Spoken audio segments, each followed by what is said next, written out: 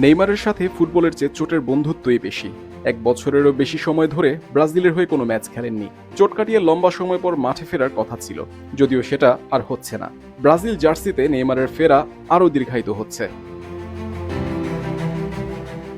বিশ্বকাপ বাছাই পর্বে চলতি মাসেই কলম্বিয়া ও আর্জেন্টিনার বিপক্ষে ম্যাচ খেলবে ব্রাজিল।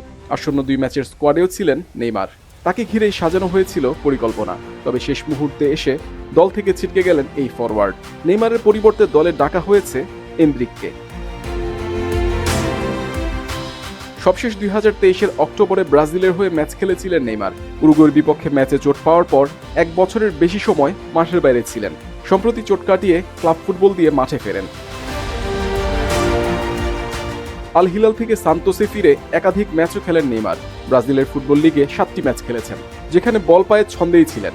লিগে 3টি করে গোল ও অ্যাসিস্ট করেছেন। নিজেকে খুঁজে পাওয়ার এই মিশনে যেন আবারও আধারে হারালেন নেইমার। গেল 2 মার্চ ব্রাগান্তিনোর বিপক্ষে খেলতে নেমেছিলেন নেইমার। সান্তোসের হয়ে ওই ম্যাচে পেশিতে চোট পান, তাতে আবারও ছিটকে গেলেন। অন্তত আসন্ন 2 ম্যাচে পাওয়া যাচ্ছে না নেইমারকে, নিশ্চিত করেছে ব্রাজিলিয়ান ফুটবল কনফেডারেশন।